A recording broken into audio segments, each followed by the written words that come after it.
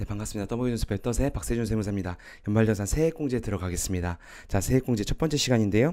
자, 첫 번째 시간.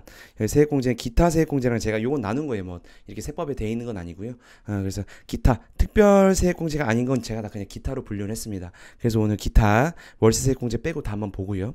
이 중요하죠. 특별 세액공제. 여기 좀 어려워요. 그래서 요거는 아마 다다다음 시간쯤 될 것 같아요. 어쨌든, 이렇게 있습니다. 여러분들이 잘 많이 들어본 보의교기라고 해요. 이건 특별세액공제가. 그래서 요거는 오늘 하진 않을 것이다.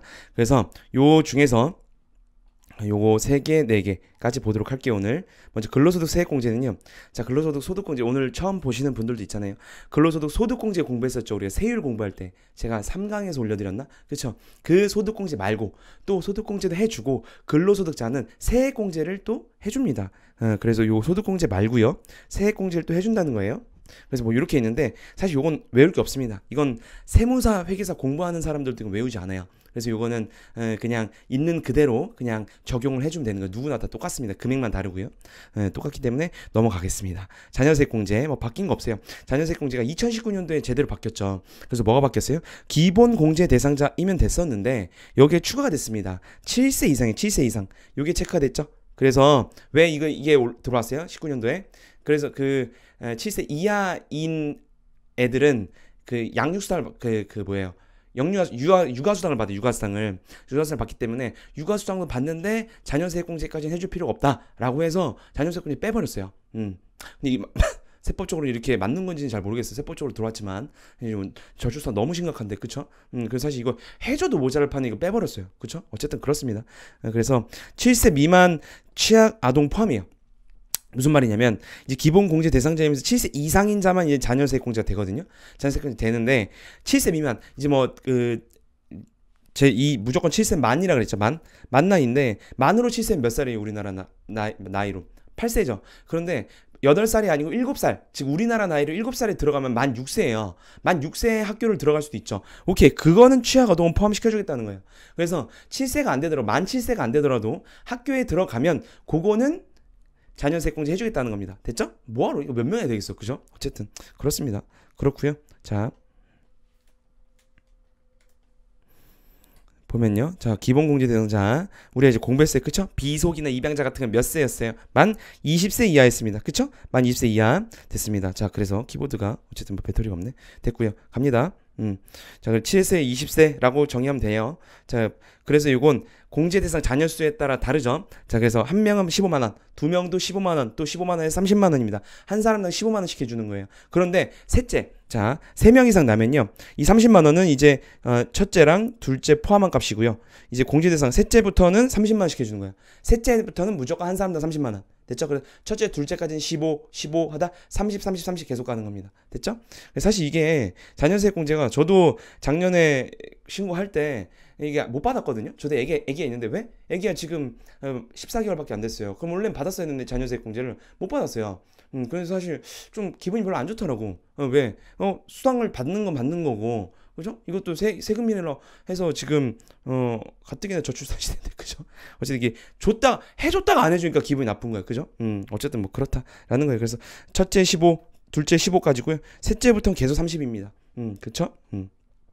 됐습니다. 그리고 또 이제 출산 공제를 해줘요. 출산. 그러니까 애 키우는 거 말고요. 출산을 하면 첫째 출산기도 30만 원을 세금에서 빼주고요. 만약 그게 둘째야, 그럼 50만 원. 셋째 이상이면 70만 원 빼줍니다. 사실 요건 이제 어떻게 보면 출산을 했으니까 이제 선물로 주는 거예요. 그래서 요거는 뭐 좀 괜찮은 것 같아요. 세금에서 진짜 빼주는 거니까 이만큼 세금을 안 내는 거예요. 그러니까 요거 해주는데, 그죠? 만 7세 이하 빠진 건 좀 그래요. 그래서 그거 가지고 때문에 세금 더 결국에 15만 원씩 더 추진됐습니다. 30만 원씩. 그래서 요거 어쨌든 그렇고요. 자, 연금계좌 세액공제 개정된 게 있죠. 이게 연금소득공제에서 잠깐 보고 왔는데요. 연금소득공제 해주는 건요, 이건 공적이라 그랬어요, 그쵸? 우리가 뭐 사실 연말정산만 하니까 연금에 대해서 공부하지 않았잖아요, 저랑. 대충 이렇게 말하면 됩니다. 근데 이제 사적, 여러분들 개인적으로 하는 거는 세액공제를 준다 그랬어요. 이렇게 연금계좌 세액공제입니다. 그쵸? 그래서 요거 공적으로 하는 건 소득공제, 세율을 곱하기 전이고요. 지금 연금계좌 세액공제는 세율을 곱한 다음입니다. 볼게요.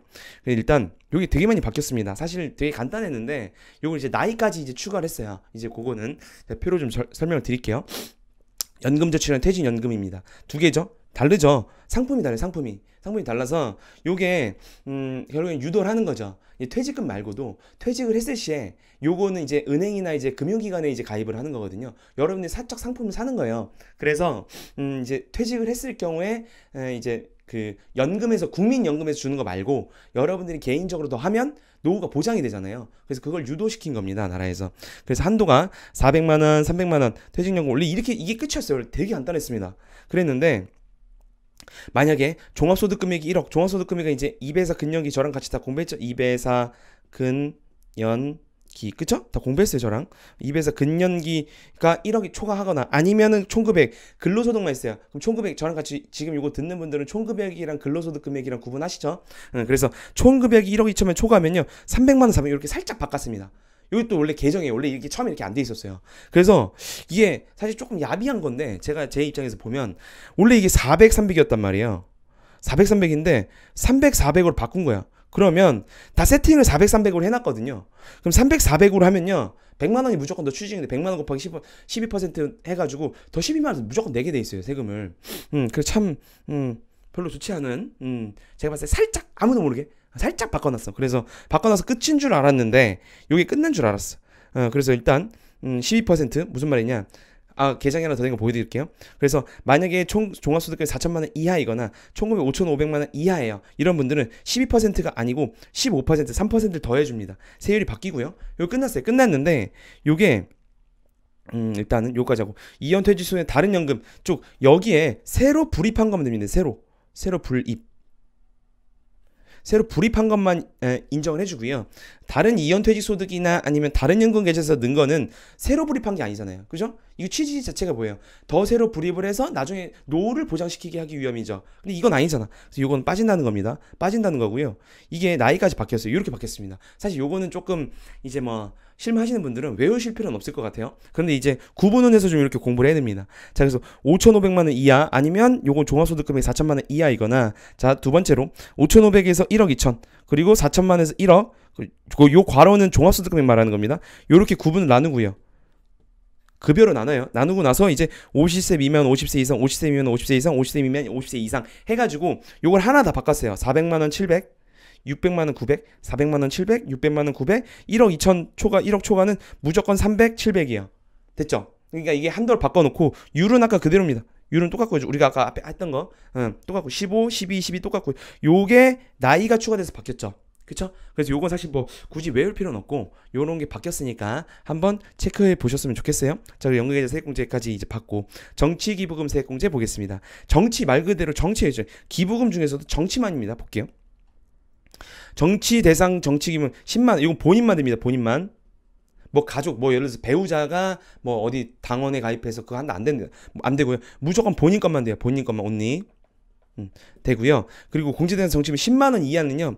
10만 원 중에서 110분의 10을 정치기부금 세액공제를 보고요. 나머지 10만 원 초과는요. 그냥 기부금을 봅니다. 됐죠? 기부금은 아직 우리가 공부 안 했어요. 이제 특별세액공제 마지막에서 조금 그게 어려워요. 그래서 특별세액공제에서 이제 기부금 세액공제로 들어가는 겁니다. 정치기부금 세액공제는 요만큼만 정치기부금 세액공제로 들어가는 거예요. 됐죠? 그래서 3천만 원 이하는 15%까지, 뭐 요거는 넘는 건 3천만 원 초과 25%까지라고 하면 됩니다. 그래서 오늘 기타 간단하게 봤어요. 다음 시간에 월세공제만 좀 독립적으로 보고요. 그리고 특별세공제 들어가도록 하겠습니다. 네, 떠먹여준 세포의 덫의 박세준 세무사였습니다. 감사합니다.